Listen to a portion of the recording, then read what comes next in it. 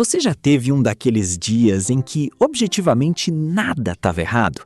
A vida seguia, as contas estavam pagas, as pessoas ao redor estavam bem, e mesmo assim havia algo lá dentro, uma inquietação, uma angústia, uma dor difusa que você não conseguia nomear nem explicar, como se o problema não estivesse no mundo, mas em algum lugar dentro de você que você ainda não aprendeu a acessar.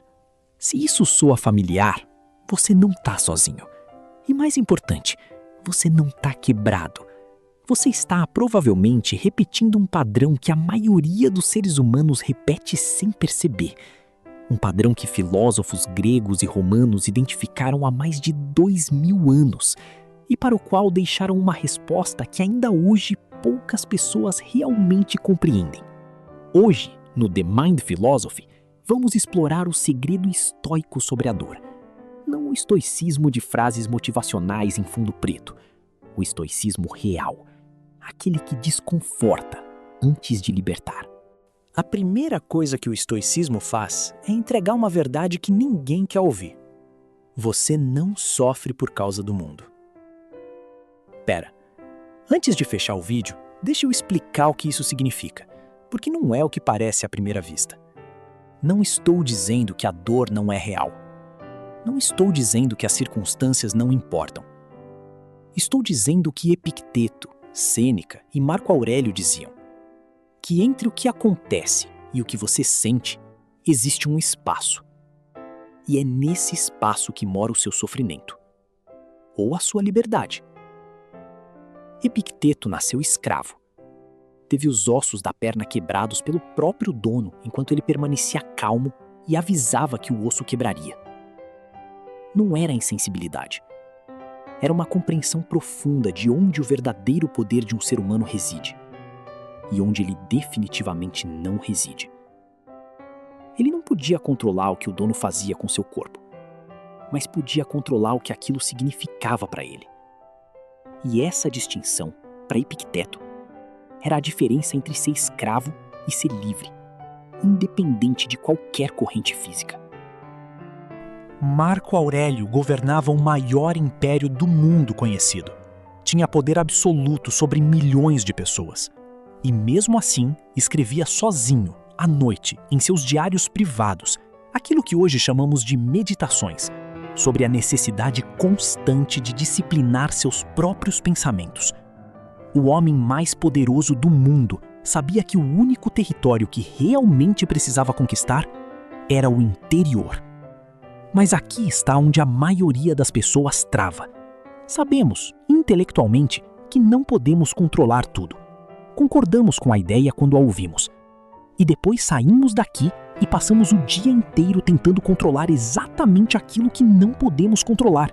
A opinião dos outros, o comportamento das pessoas que amamos, os resultados do nosso trabalho, o ritmo com que as coisas acontecem, o passado que não muda e o futuro que não chegou. E cada vez que tentamos controlar o incontrolável e falhamos, o que é inevitável, adicionamos uma camada de sofrimento que não existia antes. Não era o evento que criou a dor. Foi a resistência ao evento. Foi a expectativa frustrada de que as coisas deveriam ser diferentes do que são. Agora eu quero ouvir você. Qual é a sua maior batalha para controlar a sua mente? Qual é o pensamento ou a situação que mais te tira do eixo? Aquele que, por mais que você saiba racionalmente que não deveria te afetar tanto, ainda assim consegue te desestabilizar. Deixa nos comentários, porque essa conversa não termina aqui, ela começa aqui. E quanto mais a gente trocar sobre isso, mais ferramentas a gente constrói junto. Se esse vídeo fez sentido para você, compartilha com alguém que está passando por um momento difícil. Às vezes a ideia certa chega na hora certa e pode fazer toda a diferença. Isso é The Mind Philosophy. A gente se vê no próximo vídeo. No fim, a dor não desaparece. O estoicismo não promete isso. E qualquer versão dele que prometa está te vendendo algo falso. O que muda é a relação com a dor. Ela deixa de ser uma invasora que chega para te destruir e passa a ser informação. Um sinal de que algo no seu julgamento sobre a realidade pode estar pedindo revisão. Epicteto era escravo e era livre. Marco Aurélio governava o mundo e ainda precisava se lembrar toda noite de não se perder nele. Sêneca era um dos homens mais ricos de Roma e escrevia sobre o quanto a riqueza não resolve nada se a mente continua turbulenta. A lição que os três deixaram é a mesma, dita de formas diferentes. Ou você aprende a governar sua mente, ou ela vai continuar governando você.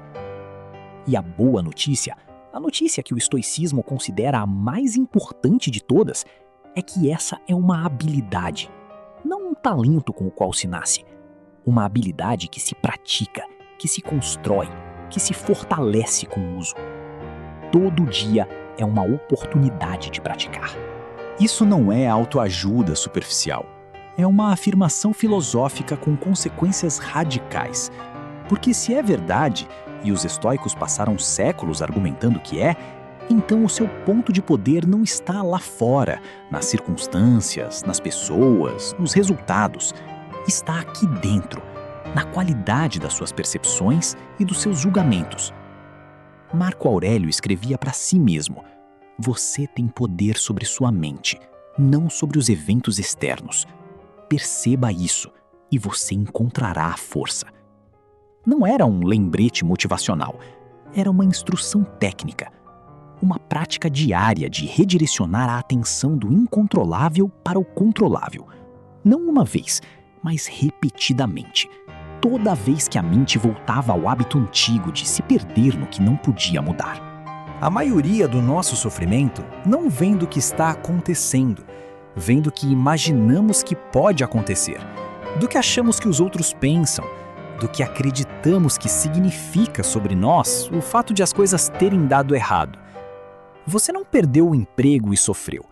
Você perdeu o emprego, julgou que isso significava fracasso, que fracasso significava que você não presta, que não prestar significa que nunca vai conseguir se reerguer, e sofreu com toda essa cadeia de interpretações que você mesmo construiu em cima de um fato que, sozinho, era apenas um fato.